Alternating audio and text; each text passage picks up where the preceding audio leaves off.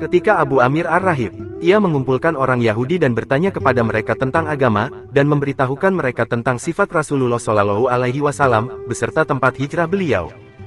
Kemudian ia menemui Muhammad Shallallahu Alaihi Wasallam. Yahudi Taimah memberitahukan mereka tentang itu, lalu berangkat menuju Syam, dan bertanya kepada orang-orang Nasrani, serta memberitahukan mereka tentang sifat Nabi Shallallahu Alaihi Wasallam, dan tempat hijrah beliau yaitu Yasrib. Ia pulang dan berkata, sesungguhnya aku memeluk agama Hanif. Ia pun berdiri sambil memakai permadani bulu, menganggap dirinya berada pada ajaran agama Nabi Ibrahim alaihissalam, dan ia menunggu kemunculan Nabi Muhammad Shallallahu Alaihi Wasallam, tatkala Rasulullah diutus di Makkah. Ia tidak menemui Muhammad Shallallahu Alaihi Wasallam, beliau bertindak seperti sedia kala. Pada saat Nabi datang ke Madinah ia merasa iri dan hasad serta berlaku munafik. Ia menemui Nabi Shallallahu Alaihi Wasallam, mengatakan, wahai Muhammad, dengan perintah apa engkau diutus? Nabi berkata, dengan membawa ajaran Hanafiyah yaitu agama Ibrahim. Abu Amir berkata, aku berada pada ajaran itu. Rasulullah berkata, engkau tidak berada pada ajaran itu. Abu Amir berkata, engkau telah mencampurkannya dengan ajaran lain. Rasulullah berkata, aku membawanya dengan keadaan bersih dan murni. Lalu manakah berita yang telah disampaikan oleh para pendeta Yahudi dan Nasrani kepadamu tentang sifatku? Abu Amir berkata, tapi engkau bukan seperti yang mereka ceritakan. Rasulullah berkata, engkau telah berdusta. Abu Amir berkata, aku tidak berdusta. Rasulullah Shallallahu Alaihi Wasallam berkata, semoga Allah mematikan orang yang berdusta dalam keadaan terasing dan terusir. Abu Amir berkata, amin. 24. Ibnu Abbas berkata, sesungguhnya orang Yahudi sebelum Rasulullah Shallallahu Alaihi Wasallam, mereka memohon kedatangan beliau agar mereka dapat mengalahkan Al-Aus dan Al-Khazraj. Setelah Allah mengutus beliau, mereka mengingkari beliau dan menyangkal apa yang pernah mereka katakan dulu. Muaz bin Jabal dan Bisir bin Al-Bara berkata kepada mereka, wahai kaum Yahudi, bertakwalah kalian kepada Allah dan masuklah ke agama Islam, sungguh kalian telah mengharap kedatangan Muhammad, agar kalian dapat mengalahkan kami. Pada waktu itu sebagai penyembah berhala, kalian pun memberitahukan kepada kami bahwasanya beliau akan diutus. Kalian sebutkan pula tentang sifat-sifat beliau. Salam bin Misikam berkata, apa yang telah kami sebutkan pada kalian adalah tidak pernah kami ketahui sedikitpun. Allah Subhanahu wa Ta'ala menurunkan ayatnya sebagai berikut. Dan setelah datang kepada mereka Al-Quran, yang membenarkan apa yang ada pada mereka, padahal sebelumnya mereka biasa memohon kedatangan Nabi, untuk mendapat kemenangan atas orang-orang kafir, maka setelah datang kepada mereka apa yang telah mereka ketahui, lalu mereka ingkar kepadanya. Maka laknat Allah lah atas orang-orang yang ingkar itu. Al-Baqarah ayat 89. Ibnu Abbas berkata, mereka memohon pertolongan dengan diutusnya Nabi Muhammad Shallallahu Alaihi Wasallam, mereka dapat mengalahkan orang-orang musyrik. Mereka itu adalah para ahli kitab, namun ketika Allah telah mengutus beliau sebagai Rasul dan mereka mengetahui bahwa beliau adalah bukan dari golongan mereka, mereka mengingkari beliau dan merasa dengki kepada beliau. 25. Dari Qatadah tentang penafsiran ayat, padahal sebelumnya mereka biasa memohon kedatangan Nabi untuk mendapat kemenangan atas orang-orang kafir. Al-Baqarah ayat 89. Ia berkata, maksudnya adalah bahwasanya orang Yahudi memohon, mereka dapat mengalahkan dengan kehadiran Nabi Muhammad Shallallahu Alaihi Wasallam, agar mereka dapat mengalahkan orang kafir Arab dengan mengucapkan doa berikut. Ya Allah, utuslah kepada kami seorang Nabi yang kami dapatkan di dalam kitab Taurat agar kami dapat menyiksa dan memerangi mereka. Setelah beliau diutus dan beliau adalah bukan dari golongan mereka, mereka mengingkari beliau karena merasa iri dengan orang Arab. 26. Al-Mughirah bin Syu'bah berkata, bahwasanya ia pernah mendatangi Al-Muqawqis dan berkata kepadanya, sesungguhnya Muhammad adalah seorang nabi dan rasul. Jikalau beliau berdakwah ke bangsa Kipti dan Romawi, maka mereka akan mengikuti beliau. Al-Mughirah berkata, aku pernah tinggal di Iskandariyah. Tidak kulewati satu gereja pun kecuali aku pernah masuk ke dalamnya dan bertanya dengan para uskupnya, baik itu dari bangsa Kipti maupun bangsa Romawinya, tentang sifat Nabi Muhammad yang mereka dapat. Aku bertemu dengan seorang uskup dari bangsa Kipti yaitu ketua gereja Abi Yahnus. Biasanya mereka datang kepadanya dengan membawa orang yang sakit di antara mereka dan minta orang itu didoakan. Aku tidak pernah melihat seseorang yang melakukan salat 5 waktu lebih giat darinya. Aku berkata, beritahulah aku apakah masih ada seorang nabi lagi? Ia menjawab, ya, dia itu nabi yang terakhir. Tidak terdapat satu nabi pun antara ia dan Isa bin Maryam. Ia adalah nabi yang kita diperintahkan oleh Nabi Isa untuk mengikutinya. Ia adalah seorang nabi yang buta huruf dan berbangsa Arab. Namanya adalah Ahmad. Dia tidak tinggi dan tidak pula pendek. Pada kedua matanya terdapat warna merah. Ia tidak berkulit putih dan tidak pula Shallallahu Alaihi Wasallam matang. Pedangnya berada di atas bahunya. Ia tidak peduli dengan siapa ia berhadapan. Ia memulai perang dengan dirinya sendiri. Bersamanya terdapat para sahabatnya yang mengorbankan jiwa mereka untuknya. Mereka sangat mencintai beliau melebihi dari anak dan orang tua mereka. Ia datang dari tanah Al-Qors, yaitu mulai dari tanah haram ke tanah haram pula. Ia berpindah ke suatu negeri yang mempunyai lahan tandus dan kebun korma. Ia menganut agama Nabi Ibrahim alaihi salam. Al-Mughirah bin Syu'bah berkata, tambahkan lagi penjelasanmu. Uskup itu berkata, dia mengenakan sarung pada separuh badannya. Ia membasuh anggota badannya. Ia diberikan sesuatu yang tak pernah diberikan kepada Nabi sebelumnya. Ia diutus kepada kaumnya dan kepada seluruh umat manusia. Tanah adalah masjid dan lagi suci baginya. Di mana saja ia mendapatkan waktu salat ia bertayamum dan salat, sedangkan Nabi sebelumnya tidak semudah itu. Mereka tidak boleh melakukan salat kecuali di dalam gereja dan biara. Al-Mughirah menemui Rasulullah Shallallahu Alaihi Wasallam, masuk Islam serta memberitahukan kepada beliau tentang semua itu. Beliau merasa senang bila ini diperdengarkan kepada para sahabat beliau. Al-Mughirah berkata, aku menceritakan kepada mereka tentang demikian itu selama 2 atau 3 hari. 27. Diriwayatkan bahwasanya Warakah bin Naufal dan Zaid bin Said pergi mencari ajaran agama sehingga mereka menemui seorang pendeta di daerah Mosul. Pendeta itu berkata kepada Zaid, dari mana Anda datang? Zaid berkata, dari rumah Ibrahim.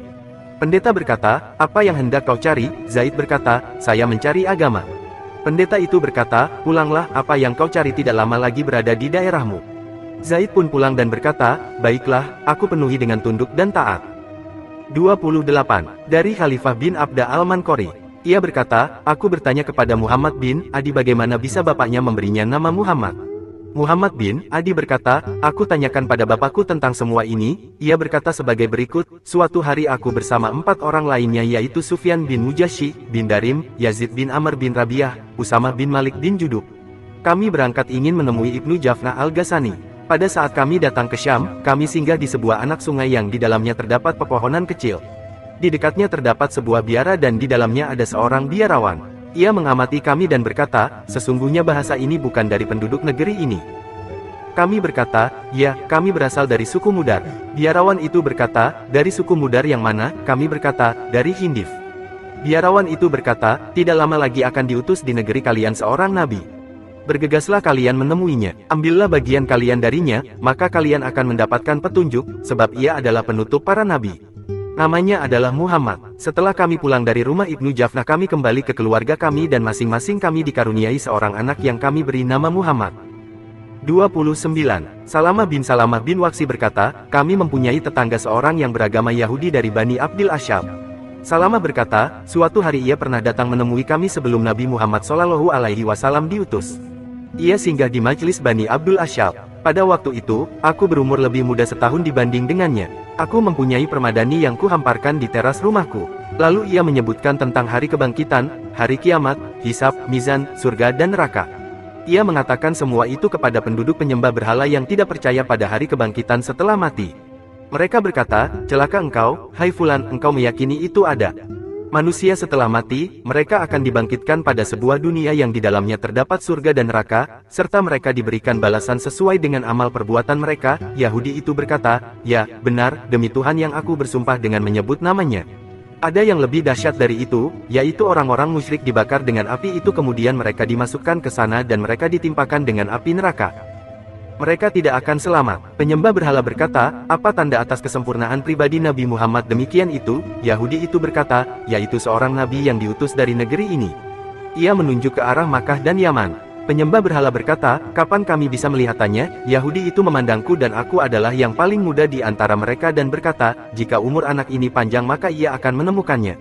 Salamah berkata, demi Allah, tidaklah bergantian malam dan siang sehingga Allah mengutus Rasulullah Shallallahu Alaihi Wasallam dan beliau berada di tengah-tengah kami. Kami beriman kepada beliau, sedangkan pendeta itu ingkar karena merasa iri dan dengki kepada beliau.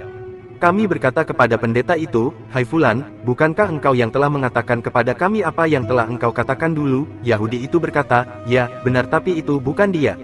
30. Dari Ibnu Mas'ud berkata, bahwasanya Allah mengutus Rasulnya karena ingin memasukkan seorang hamba ke dalam surga. Demikian itu terjadi bahwa suatu hari Nabi masuk ke dalam sebuah gereja yang di dalamnya terdapat seorang Yahudi yang sedang membacakan Taurat kepada para Yahudi lainnya. Pada saat mereka sampai pada pembahasan tentang sifat-sifat Nabi Muhammad mereka berhenti. Di sekitar itu ada seorang yang sakit. Nabi Shallallahu Alaihi Wasallam bertanya, kenapa kalian berhenti? Orang sakit itu berkata, mereka itu mendapatkan sifat tentang Nabi Muhammad Shallallahu Alaihi Wasallam lalu mereka diam. Lantas orang sakit itu bangkit dan mengambil kitab Taurat serta membacanya dan mendapatkan tentang sifat Nabi Muhammad SAW. Ia berkata, ini adalah sifat-sifatmu dan sifat-sifat umatmu. Aku bersaksi bahwa tiada Tuhan selain Allah dan bahwasanya engkau adalah utusan Allah. Kemudian orang itu meninggal. Nabi berkata kepada para sahabatnya, kuburkanlah saudara kalian. 31. Dari Ubay bin Ka'ab, ia berkata, pada saat Tuba tiba di Madinah, ia singgah di Kanah dan mengirim surat kepada para pendeta Yahudi dan berkata, aku akan menghancurkan negeri ini sehingga tak seorang Yahudi pun yang tersisa, sehingga bangsa Arab akan kembali pada agama aslinya. Samuk al-Yahudi berkata dan ia adalah yang paling alim di antara mereka.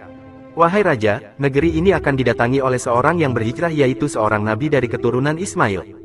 Ia dilahirkan di Makkah, namanya Ahmad. Ini adalah tempat hijrahnya. Rumah yang kau berada pada saat ini akan terjadi di sini peperangan serta pertumpahan darah antara pengikutnya dan musuh-musuhnya. Uba berkata, siapa yang akan memeranginya pada hari itu, sedangkan ia adalah seorang nabi seperti yang kalian kira? Samuk berkata, pengikutnya akan mendukungnya dan mereka akan berperang di sini. Uba berkata, di manakah letak kuburnya? Samuk berkata, di negeri ini. Uba berkata, jika terjadi perang maka siapakah yang menang? Samuk berkata, sesekali kekuasaan ada di pihaknya dan satu kali ada di pihak musuhnya. Di tempat inilah banyak para sahabatnya yang terbunuh. Mereka tidak dapat membunuhnya di tempat kediaman mereka.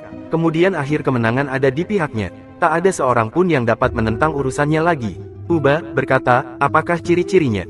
Samuk berkata, dia tidak pendek dan tidak pula tinggi. Pada kedua matanya terdapat wama merah.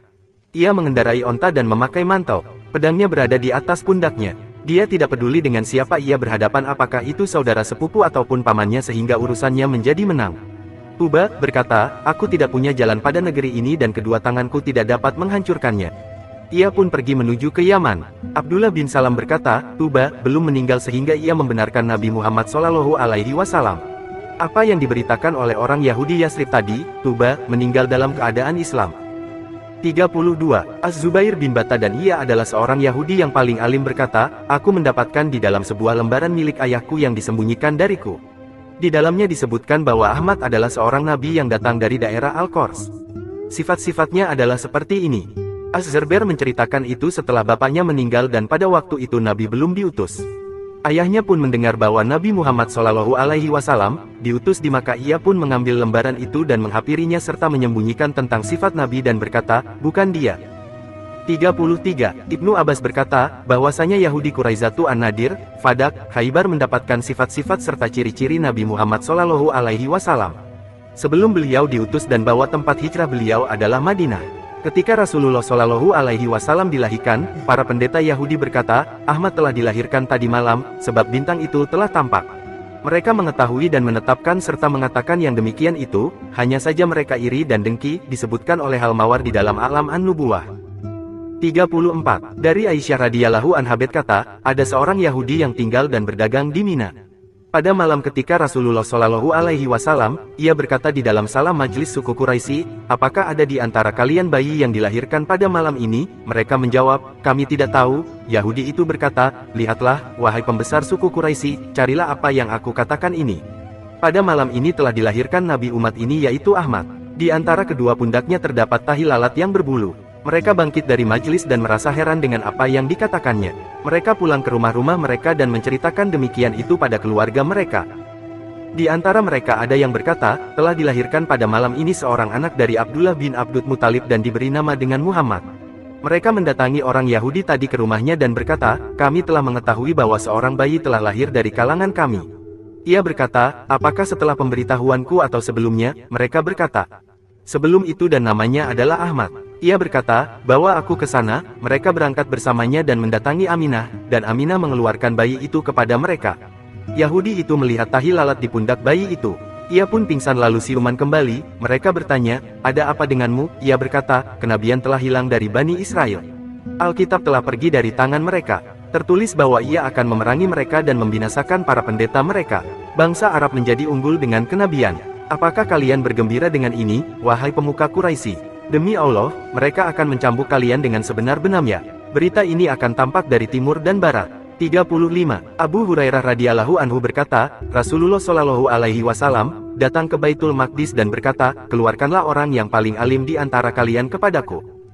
Mereka berkata, dia adalah Abdullah bin Suriyah. Rasulullah Shallallahu Alaihi Wasallam mengajaknya ke tempat yang sepi dan menyerukan kepadanya tentang agama beliau dan apa yang telah Allah anugerahkan kepada mereka, serta mana dan salwa yang telah Allah berikan kepada mereka.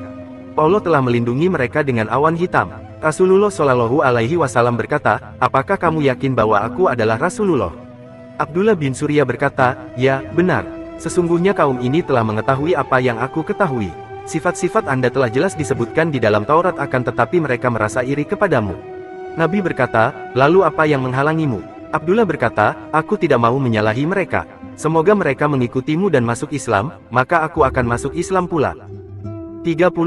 Umar bin Al-Khattab radhiyallahu anhu berkata, aku menemui orang-orang Yahudi saat mereka mengadakan pengajian. Aku merasa kagum pada kecocokan antara Taurat dan Al-Quran. Mereka berkata, tidak ada orang yang kami senangi selainmu sebab engkau telah datang kepada kami. Aku berkata, aku datang hanya ingin mengetahui bahwa kitab-kitab Allah saling membenarkan. Maka pada suatu hari aku berada di antara mereka dan saat itu Rasulullah Shallallahu Alaihi Wasallam. Mereka berkata, itu adalah temanmu. Aku berkata, semoga Allah membimbing kalian terhadap apa yang telah Allah turunkan kepada kalian di dalam Taurat. Apakah kalian tahu bahwa ia itu adalah Rasulullah? Pemimpin mereka berkata, semoga Allah membimbing kalian, beritahulah ia. Mereka berkata, engkau adalah pemimpin kami, beritahulah ia. Pemimpin itu berkata, kami mengetahui bahwa ia adalah Rasulullah. Aku berkata, kalau kalian mengetahui bahwa ia adalah Rasulullah, maka apa yang menghalangi kalian untuk mengikutinya? Mereka berkata, kami mempunyai musuh dari golongan malaikat dan kami mempunyai teman dari malaikat pula. Musuh kami adalah Jibril, ia itu adalah malaikat yang kasar dan keji. Teman kami adalah Mikail, ia adalah malaikat kasih sayang dan lemah lembut. Aku berkata, aku bersaksi sesungguhnya tidak boleh bagi Jibril untuk memusuhi teman Mikail.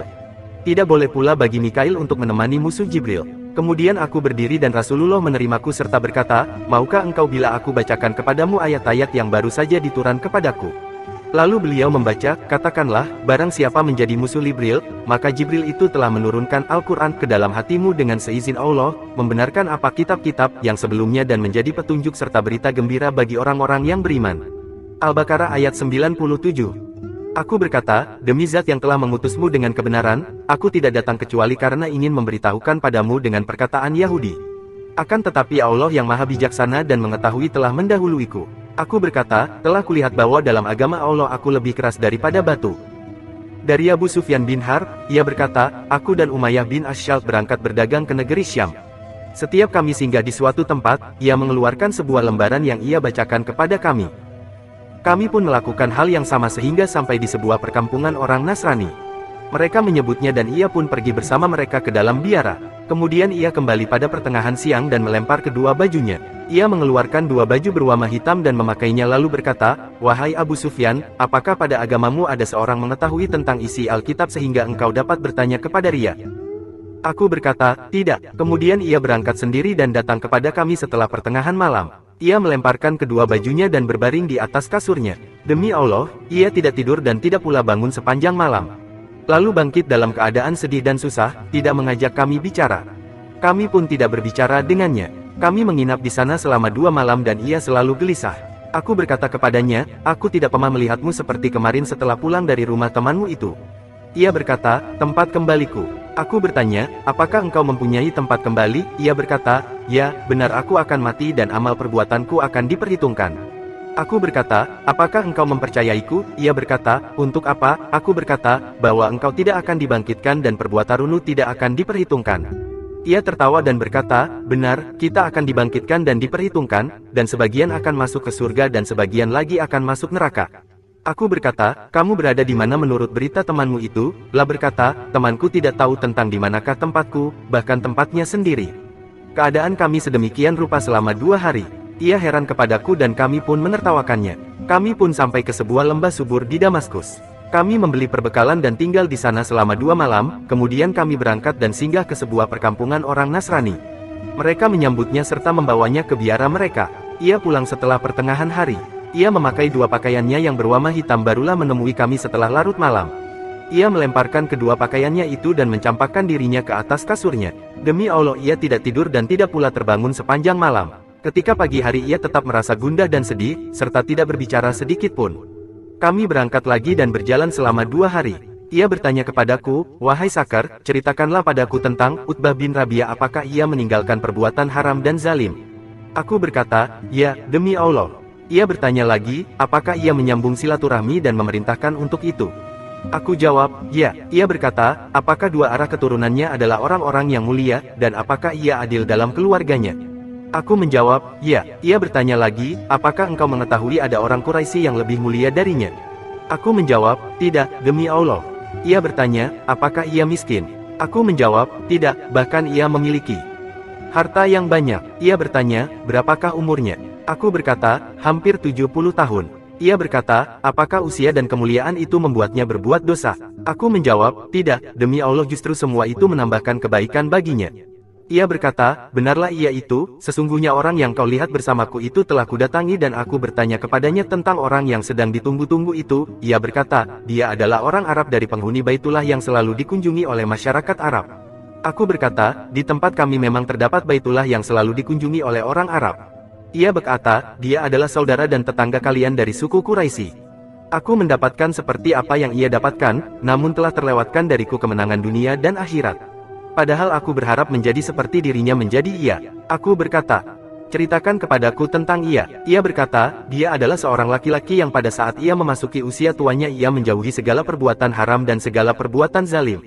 Ia menyambung silaturahmi. Ia adalah orang miskin dan kedua orang tuanya adalah orang yang mulia. Ia sederhana dalam keluarganya, sebagian pasukannya adalah malaikat. Aku bertanya, apa tanda-tanda yang demikian itu? Ia menjawab, negeri Syam berguncang pada saat Isa bin Maryam diangkat ke atas langit sebanyak 80 kali goncangan. Semuanya itu menelan korban, dan tersisa lagi satu goncangan yang menelan korban dan akibat yang jelas. Aku berkata, iri tidak benar, jika Allah mengutus seorang rasul tidaklah dia mengambil ria kecuali dalam keadaan terhormat dan mulia. Umayyah berkata, demi zat yang aku bersumpah dengannya, demikianlah ia.